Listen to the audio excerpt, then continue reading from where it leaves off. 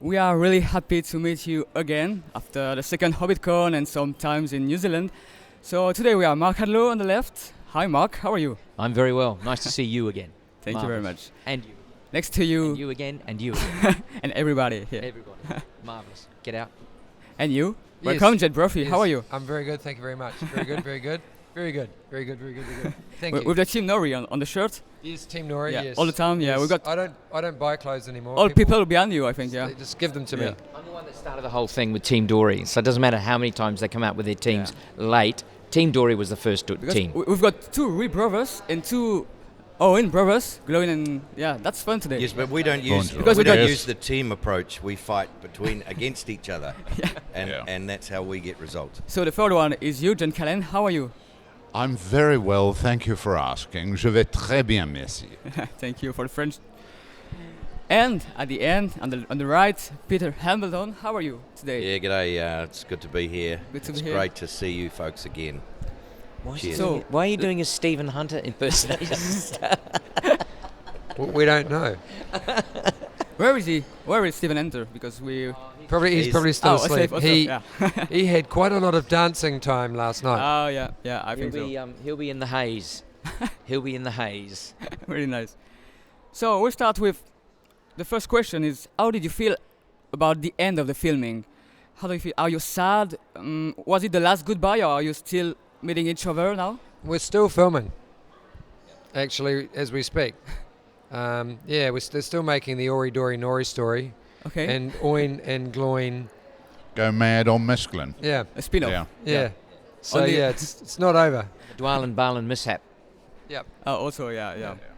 Seriously, are you just sad of all the things that's done? Because you lived quite 3 years together. I think it's been an extraordinary journey, but I do miss the guys. I do miss sometimes getting up and thinking, oh, okay, normal work time, other stuff, and not on the film, which is, some days I still can't get over the fact that we were so involved in a project that now is concluded.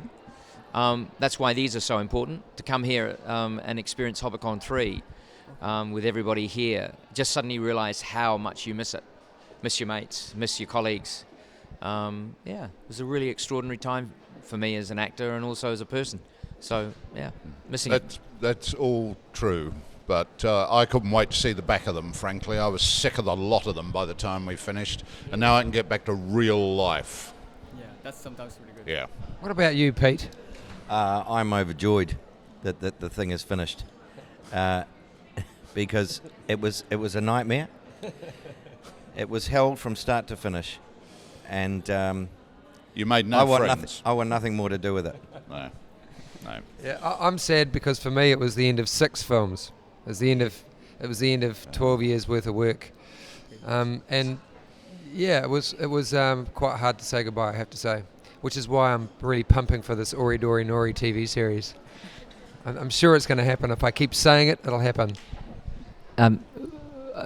Jed is on the odd occasion deluded, and I'm sure people realise that, but as much as the idea of the story, Nori Dory Nori, is good, it's only if you notice that it's John. Nori Dory and Ori, it should be Dory, Nori and Ori in age. So that's something that's possibly should be mentioned at this stage. We have to mention it, yeah. You will notice that all the members of the family of the Dory, Ori, Nori group are actually on the Asperger's spectrum. They definitely are. Hey, They don't mock. two nephews. There's no need to mock. Two nephews are autistic. Yes, What's he mocking? and Peter. Yeah. Are you autistic? Happy to be anything you like. Don't make jokes about it. Two No, Who started it? You did. You did. you did, John. With your Asperger's comments. No, I was, Sorry, we're sorry for these guys. I'm That's sorry. really- yeah, very nice.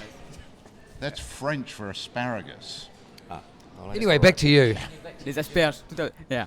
So what this trilogy changed in your life? Does it change something? Something big that totally changed? Maybe people know you on the street now? Many things like that? Or is it quite the same? Yeah, we get a lot of free travel Yeah? on buses. People really like to announce the dwarves are on the bus. And as long as we do a little show and tell on the bus, we get a lot of free travel. It hasn't really changed things so much for our careers in New Zealand, because in New Zealand everyone worked on the film pretty much. You know, the entire nation was kind of behind making the film a success. What it has done is created a huge bond in terms of the friendships that we made with the cast. It's not like other films where you do the job and then you finish and then you go somewhere else. These are lifelong friendships, and we get to meet up at this every year and at other conventions, and we still stay in touch. I would say it'd be an unbreakable bond. I think we're stuck with this for forever, really. Yeah. So, you know... So the comment, it's been hell and I can't wait for it to finish and never see them again, that was just all rubbish.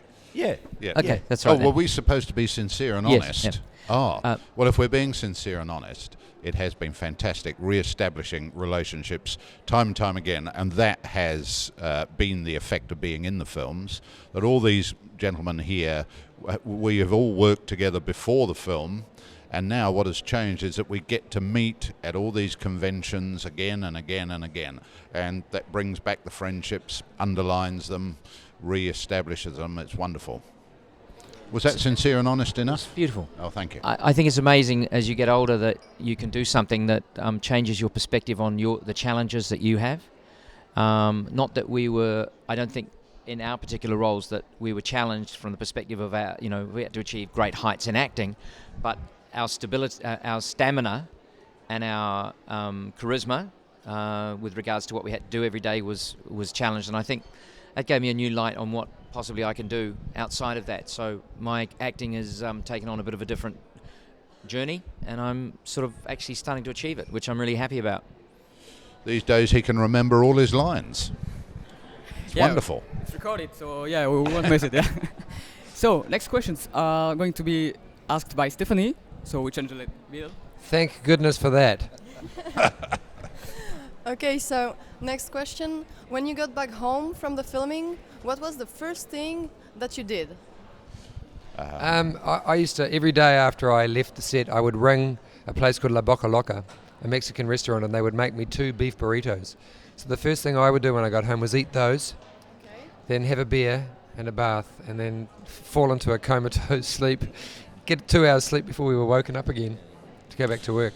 For me, when I went home after the filming, it was fending off 4 dogs. As soon as one opens the door, you're attacked by 4 dogs who all want to kiss you and cuddle you, and that can be an experience in itself. It's just like being together in the dwarf pack, really. Yeah, isn't it? yeah, very similar. Yes, the amount of wet kissing that was happening was just disgusting, and doing it with dogs is really, really odd. Very, very odd, I can tell you. Especially 4 of them at once. I can imagine, yes.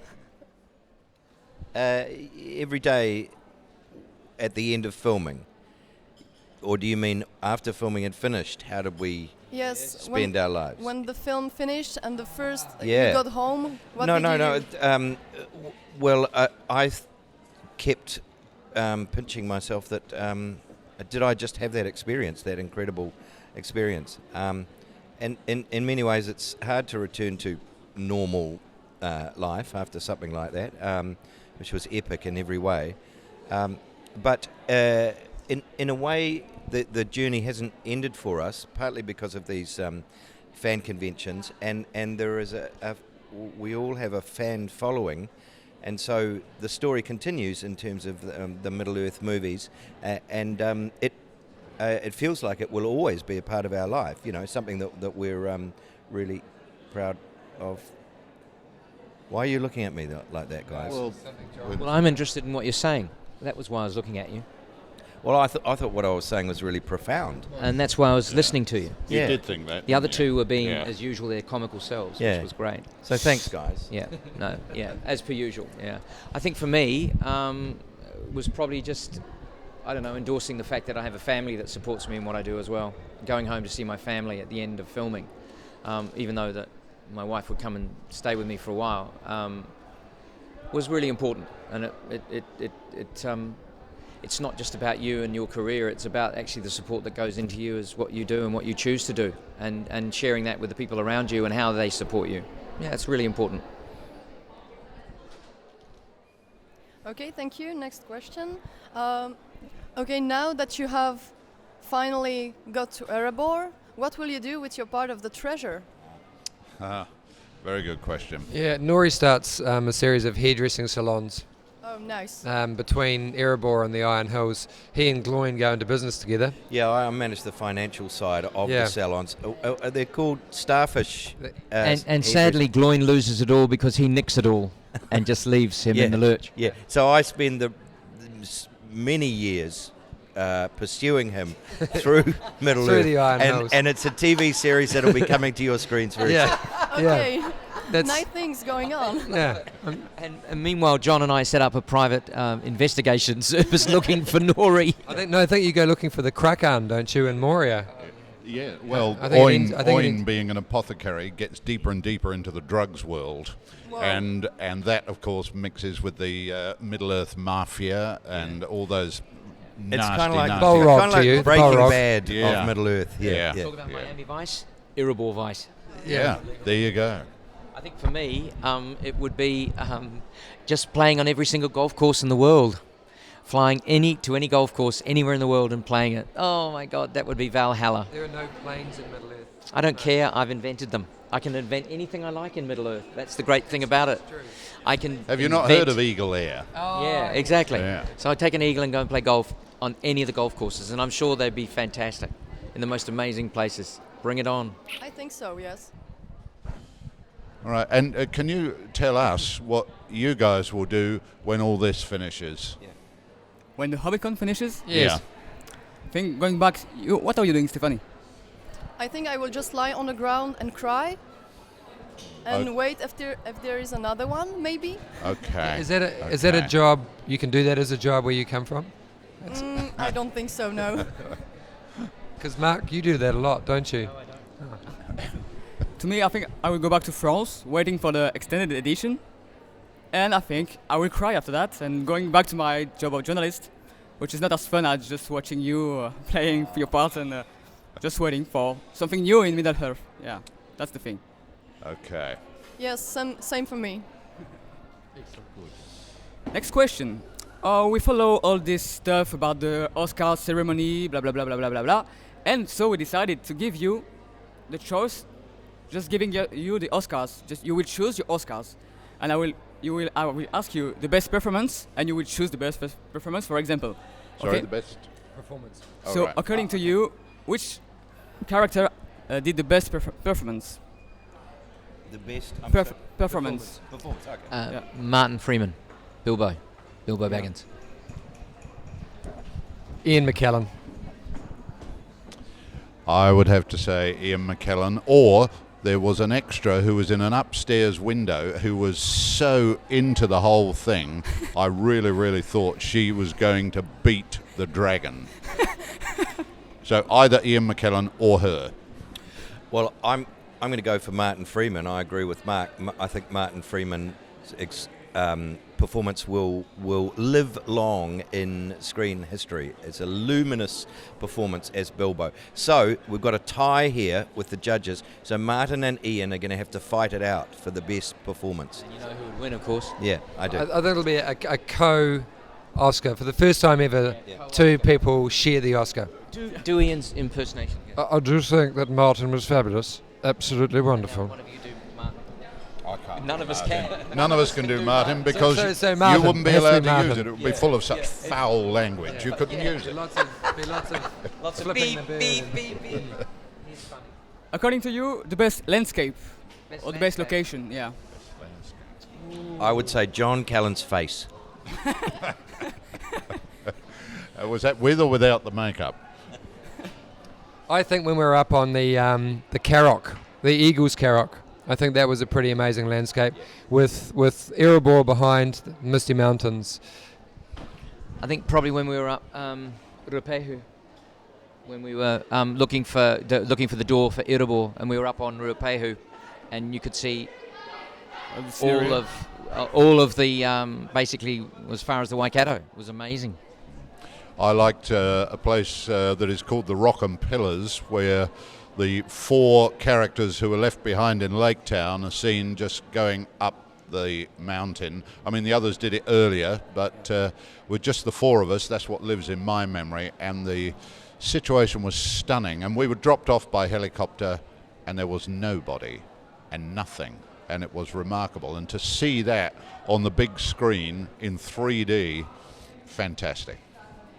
You know, John just reminded me, I did the Central Rail Trail on a bike in January, and we actually cycled past where we filmed the Rock and Pillars, and all of the way down on the bike I was watching where we had filmed. I found it quite unbelievable that we were helicoptered up there in our costumes to film up there. It was just amazing. And there was like, when you look now, there's nothing there, but when we were there was this huge marquee. There were hundreds of vehicles, there were caravans and God knows what else, and now there's nothing but farmland. Quite extraordinary. Yeah. Oh yeah, I'd have to say up on Ruapehu, because the view from there, was just like in Middle Earth. Was it? Okay. God's country. Yeah. You could actually see where I grew up from there. Yeah. You could see where That's why they chose that. That's right. Yeah. That's right. Iconic. We went and found it, didn't we, eventually? We did, and God, it was horrible. You could shoot pretty much anywhere in New Zealand and be impressed. I totally agree with that. So the best director, just to hear about PG. Oh, yeah. Well, although we had Andy Serkis as a director too. We also had what's his name? Christian Rivers. But there is only one Peter Jackson, and he really is. He is a masterful director. He makes it look. The thing is, he makes it look effortless. It never looks like Pete's really working. He always looks like he's having an enormous amount of fun, and I think that's the mark of a great director. Someone who doesn't have to bully people to get a result. Someone who can be very even-tempered and very good-willed and have an amazing sense of humour, but also be technically at the very top of his game. He knows more about those cameras than anyone else on set. And so he never has to ask anyone why something is, like it is. He actually knows the answer before anyone else. And he's the only director I've worked with that the vision that's in his head is the thing that ends up on screen. There's always compromise usually, but not with him. And he's also a director who has a great taste in the cup of tea. Fantastic. What I found was that, we've named 3 directors we work with on the shoot, but I found that every one of the other actors was giving me advice, giving me direction. So I actually had about 20 directors, really. And, I think the end result shows that I needed it more than anybody else. Oh, no, I think you're being too hard on yourself, John. You're coming along nicely. You'll get there one day. Yeah, Peter Jackson is extraordinary, and people have called him a genius, and I agree. He seems to exude calm, and also there's a lot of fun, there's a lot of humour and warmth involved in the process, and I just think the best work arises out of that atmosphere. So he is absolutely magnificent as a director, yeah. And we'd all like another job from him. Yes, please. Clearly. Thanks, Pete. We love you. We all love him, yeah. So what about the best costume between all the guys, all the dwarf maybe, or do you everybody? mean apart from Galadriel's costume? Apart from that one? Yeah, I actually have to say I thought that Tariel's costume was pretty. That the way that she wore those leather outfits. Easy. I'm just saying, I was very jealous because I would have liked.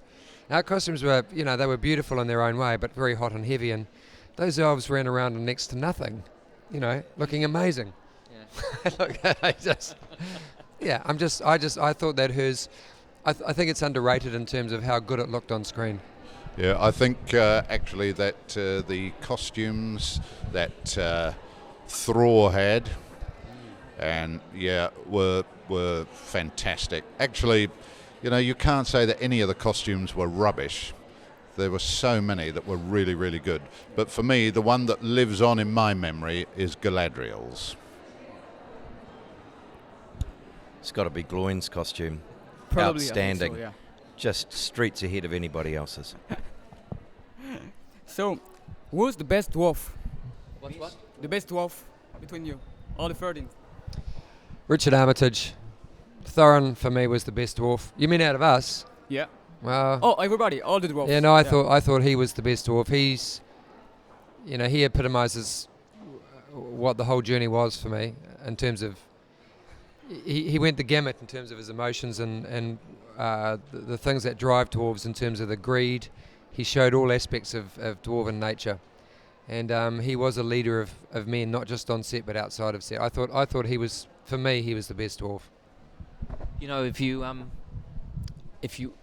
did ever want to go into battle, I can imagine that Thorin Richard would be the man to follow. There's something about his presence that you just adhere to, and that's in a commander, that's in a leader of men, that's in a great statesman, that's in whatever way you want to put it. I just think he's without him, I think the film would have been not quite as strong. Don't you agree? Yes.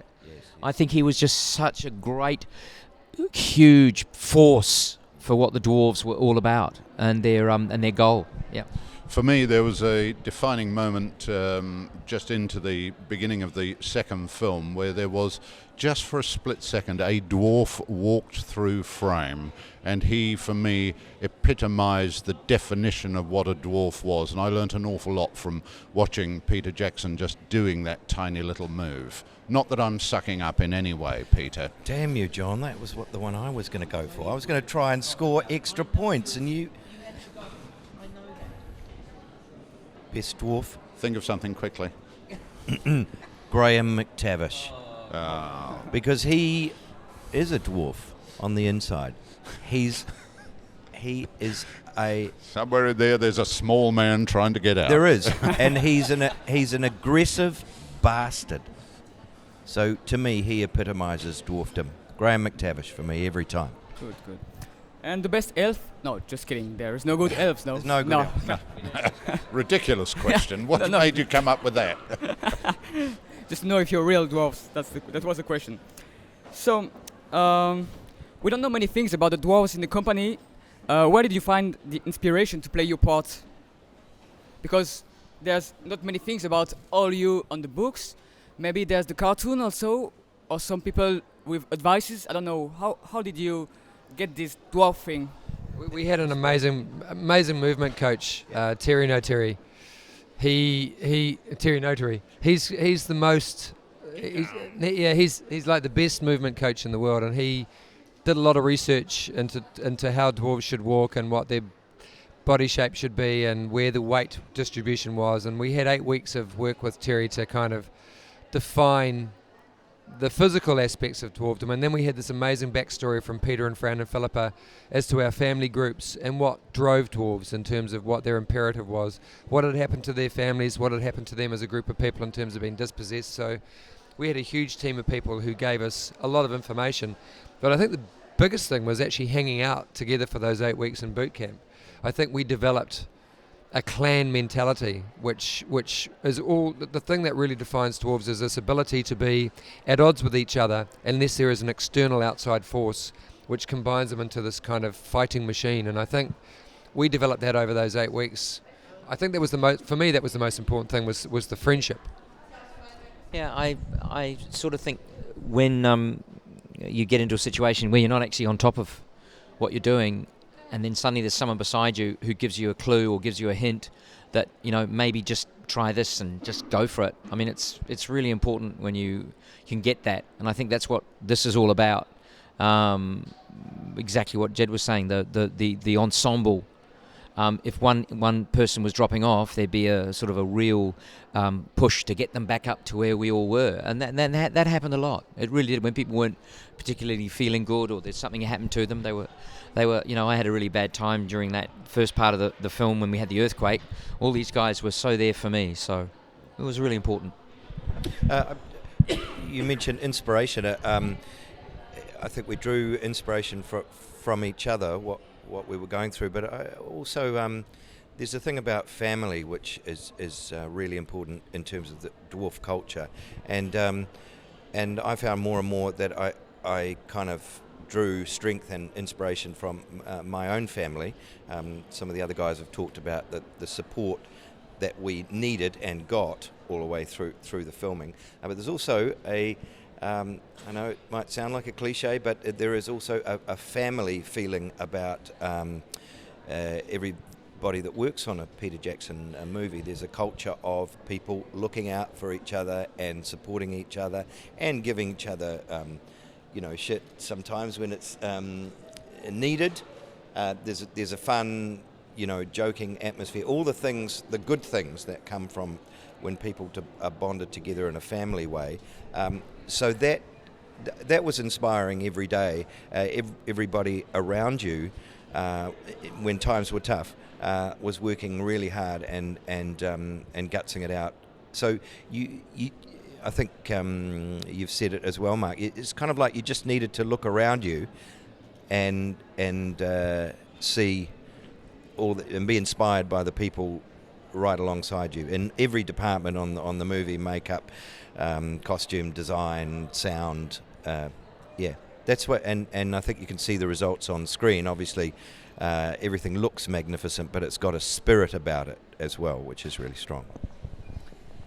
I found that very inspiring, you see, and he would come into my caravan every morning, and for 2 hours he would give me this kind of inspiration, and that carried me through the entire shoot. The acting classes that we had every day. Yeah, that Peter asked you to give me. Yes, yeah.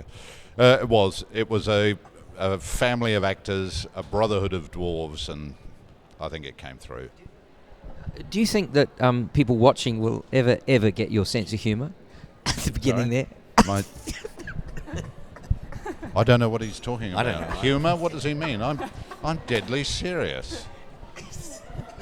Peter's wonderful. He's very inspiring. Has anybody got a tissue? We got some if you want. I love you, man. I love you. I think one of all right. Pull yourself. one of the amazing things about it is like all of the actors that came together, each in their own right. Especially some of the actors from Europe, the English actors, the Scottish actors, the Welsh actors, the Irish actors, whatever you want to call them. Everybody, they all brought with them their genius and their magic or whatever, but everybody was in the same boat. And I thought that's what was the crucial difference between this film or this series than anything else. Probably the same happened on Lord of the Rings, I'm sure. But you had to come out of it, no matter what your huge talent was outside. You came into this, enclosure of dwarfdom. And everyone just understood that. Would you not agree with that? Everyone just realised no matter how good or huge they were in the acting fraternity or whatever their importance was, everyone was really the same, which was a really nice feel. Yeah, and that was true from Sir Ian all the way through the entire cast. Really, nobody was playing the big star. As soon as everybody arrived, they just fitted in with what we perceive to be the Kiwi way of doing things, the can-do attitude. There has been some big star behaviour since that time, however. Yeah. It's broken down a bit. And I apologise for that. Yes, Jed. I really do. I don't quite know what happened there. It all got too much for me. To be honest, it was a bit of a shock for all of us, actually, because Jed being so much of the, helping support everybody around him, to come out with the stardom intensity of JED BROPHY was quite frightening. I actually found myself recoiling with horror. We actually have to ask each morning when we get up and meet Jed whether we are actually allowed to look him in the eyes today. It's all become a bit serious. Yeah. But you deserve it. You deserve it. Yeah. Thank you. Thank you. So next question. Since the end of the filming, what are you up to? Have you got some original opportunities? What are your current plans for the future? I was lucky enough to do a fantastic theatre show with my eldest son, a play called An Unseasonable Fall of Snow, and do a little bit of work with the lovely Mark here on a film that we're hoping to do next year or the year after. And been working on a Disney film as a physical movement trainer, actually, for the lead actor, a young guy from New York, a 10-year-old, and I've been training him for his part, and also working on a TV series. So I've been lucky to be incredibly busy. Yeah. Yes, I've had a role in another feature film which will be released very soon, I think, in New Zealand. First-time director, writer, and a very, very talented group of young people, and that was really, really wonderful to be in, to go from something as huge and with so many, very well-established professionals to some new talent coming through. It was wonderful to find that difference and experience it. Also a role in another short film. I'm also running a little theatre company. I've directed a play for them. I've got 2 more plays to direct when I get back to New Zealand, so it just keeps going. And a few voiceover jobs. Yes, if you need a voiceover man, come and talk to me. Thank you, John. Thank you. I've turned down a number of huge offers, but I can't say what they are because certain people would be embarrassed. No, I've gone back to the theatre because I felt the theatre needed me back, and nobody else would have him. What was it? and I'm happy to say that I've done some theatre work directing last year. I directed a play, a wonderful play called Equivocation. Thank you, Jed, and I'm very proud of the success of that play. Worked with some wonderful people, and it's looking like I'll be returning to the stage as an actor in 1 or 2 productions later this year. I've just been doing the sort of variety of things that we all do as actors. We've got to be very versatile, and so we might be doing some voiceover work. I've been doing some teaching of Shakespeare with young people. Been doing some pretension. Pretension. Yeah, pretentiousness. I have a black belt in pretentiousness. So a whole variety of things, which I'm really enjoying. Yeah. Cheers. As soon as we finished, I did a play called When the Rain Stops Falling, which was He was brilliant. which was a He really great was play. brilliant. Yes.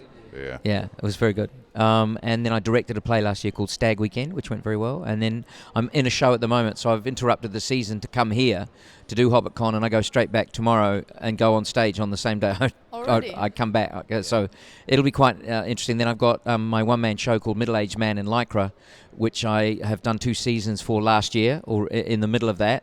And I've got 5 more seasons to do in Christchurch, Dunedin, and a couple of other places. And then I've got Macbeth in 2016, playing Macbeth, and then I've got another play after that. So I've got.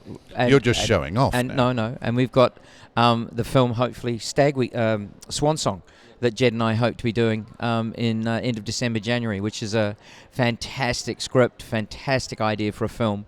And we're really looking forward to that because we really enjoy working together as well. So that'll be great. I'm so looking forward to that. So hopefully we'll get some money and it'll happen. Yeah. Hope so. Mark, have you found your Lady Macbeth yet? Because I'm yes, available. we have. No, we have. It's fantastic. Lara McGregor.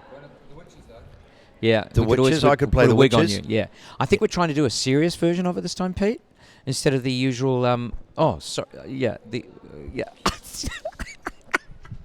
Next question. Have you ever heard of fan fictions? Yes. Not only have I heard of it, I made the mistake of looking at some of it. Yes, I think this is a mistake. And Yeah. have you ever looked Yeah, I did. something Fan about fiction. yourself? Because we did, and Yeah, well, that's quite disturbing. It is very disturbing, and What it's do you very. think? It makes me worry about the youth of tomorrow, and what kind of things they're writing. But yeah, it is. I met someone at a convention. We were at a convention in Salt Lake City, Utah, and a young woman there who wrote this fan fiction. But hers is actually very seemly. It's actually very, it's quite contained compared with some of it. Some of it is actually truly terrifying and Yes. shocking. I agree. I do wonder what people get up. It's just too much spare time, I think, too much imagination, too much time to think. But it is, yeah, I mean, all writing is valid, I guess, but some of this is verging on being offensive, to be honest. Yeah, quite disturbing. Yeah, disturbing, yes. I agree with you.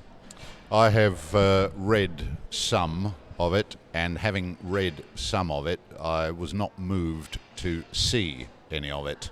So that's all I can say. I think there are people out there who are genuinely serious about finding new ways of interpreting, well, in this case, Tolkien's work, but I'm not 100% convinced that it actually advances the understanding of Tolkien. If they want to have fun with it, go for it. But some of it, as Jed says, is, disturbing. I agree. I actually can't read, so it's not an issue for me. That's I think the best thing for you. Uh-huh. No comment. I think that sums up all of it. Okay, great. So, we are a bit frustrated about the end of the movie, of the last one, because we didn't see a real last goodbye, and we hope in the extended editions about, a real hug between Bilbo and all of you, because we saw you crying, but we missed something, really. I don't know about the extended version, but we never filmed a sequence where we all said goodbye to each other, did we? We filmed a whole load of stuff where the brothers, the three who died, are on. Well, I don't want to give too much away, but there was those of us who survived were saying farewell. There was chanting and over the mountain, under the stone, something like that, wasn't it? Yeah. And it was actually, I thought, very, very moving. I don't think it made it into the film because it wasn't that kind of film in the end. So I don't know about the lads here, but I'm sincerely hoping that when the extended version of the third film comes out, some of those aspects are re-injected into the film. The real farewell. Yes, yes. Although, I think give it a little more heart. Although it wasn't actually us saying goodbye to each other, which was, which I think is, which I'd like to have seen us all say goodbye to each other and sort of go off back to our shires or wherever we came from. We Peter and I and Jimmy Nesbitt actually shot a little scenette where we say goodbye to Bilbo in our own special way, and I'm hoping that will make it into the extended version, because that was Is that a scene or something? no.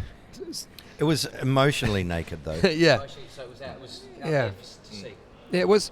I think the thing that frustrated me the most was that we run out of Erebor as these berserkers, and then go around the corner and have a cup of tea while our king goes away and dies with his two nephews. And we're not seen to be trying to help him. And I think the thing that I want to see is actually seeing us caring for him and trying to fight to get to him to try and save him. I think that's, for me, that's the most disappointing aspect of the film, that wasn't adhered to. I think From all of the dwarves' perspective, seeing Thorin being and the nephews being threatened, that there wasn't this huge run by all the dwarves to go and surround and sort of like save them. Yeah. I mean, I know a lot of that was due to the fact that the special effects weren't finished on a lot of the scenes, so they didn't end up making the cut. So hopefully they will. Some of those scenes will make it. But we trained for months and months to be these fighting machines, and you see us running out of Erebor, and then we sort of disappear around behind the castle and have a cup of tea and go, I hope Thorin's okay. I wonder what's happening. He hasn't rung us or anything. Is he coming back? I think, no. Okay, really good. So the last thing of the interview will be something, because social medias are really important today, and you got a fandom on the web, and we call that the Misty Mountain Stork, because some people are really stalking. And just in front of you, you've got some papers on the table, and you will, each other at a time, you will pick up one and read one after each other, what's written on the paper. It's maybe about you, it may be about someone else here. Maybe Mark, you will start? Lord of the Rings and the Hobbit movies be like Thrain, son of Thror, son of Throne, son of Thorin, son of Thrak, son of the... I don't understand that at all. Do you? I have no idea what that means. Could you read the name of the guy who was telling it? Yeah, Inan Baba. I am Baba. Yeah, thanks for that, whatever it was. On Twitter. This is from Middleshire, 37 Jami. This is Dory. He is Ori and Nori's big brother. He is, as it has been said, the strongest of the dwarves in the company. He really cares about Ori, and he always wants to protect him, maybe a little too much. He is a pessimist, but would do anything to get Erebor back. Are you agree with that? Yes. Michaela Servetus says, should Jed Brophy be the first Kiwi Doctor Who? Collateral Attractions, an unseasonable fall of snow with Jed and Riley Brophy has been getting great reviews in Wellington. Well, I can do nothing but agree with both of those comments. Hear, hear.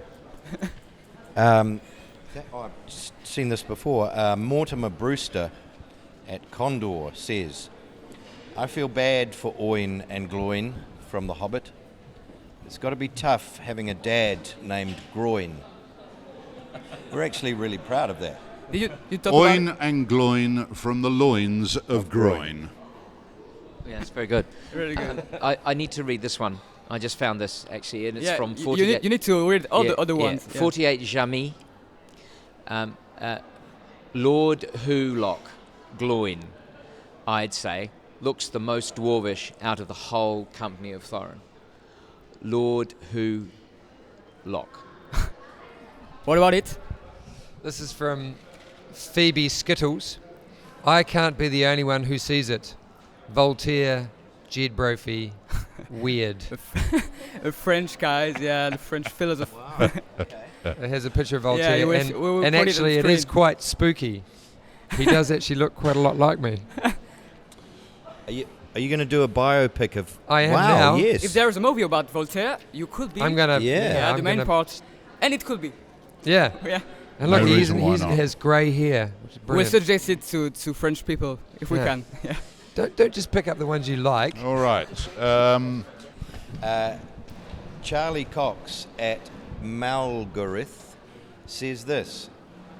Have to say that Oin is possibly my favourite dwarf, despite having almost no lines. At Hobbit, #Hobbit, #Earhorn, #John Callum. And your comment on that? No comment whatsoever. Thank you. This one I think is slightly not terribly good for me, but I want to read it out because I can take the good with the bad. It's from 24 Jamy, which is Middle Earth Melon. Can I tempt you with a nice cup of chamomile tea / Dory? And that is, Middle Earth Melon. So I think, Is it possible to tempt you with a cup Huh? of... Is it possible to tempt you? it means the melon line. Yeah. Like the worst line. This is from Ed Leo. I'm reading the history of The Hobbit. There were some interesting changes. Apparently, Gloin was very fond of golf. Yeah, we heard about it, but we don't know. Yeah. Yeah. You know, this is from the book. Yeah, well, I'm not interested in the book. It should be reality. Okay. Is the book not real? Okay. Is the book not real? Yes. You're a man that plays golf. Here's one from excuse me. Sorry. Here's one from @TrapMoneyPerm on Twitter. Need a bitch that's glowing and not going. Makes sense to me. You're the man. Is there a last one there for you, Peter? Well, I saw an amazing thing yesterday. There were two people sitting across from each other, tweeting each other across a table about people that were walking past. And you're going, you're right there. You should be having a conversation, looking each other in the eye and talking. But they're talking through their phones. It was very strange. Maybe they didn't want the people who were walking past to hear the terrible comments they were making about their costumes. It could have been. Yeah. I'm not sure. Yeah. So Have we got to the end? Because I think this one actually would be the best to end it on. This is from Amber the Brave at Megalosyca. #William Kircher is such a gentleman. Oh, is it lost? I think it was lost. I think we all have a response to that. It's 2 words. The second word is comment, and the first word is no.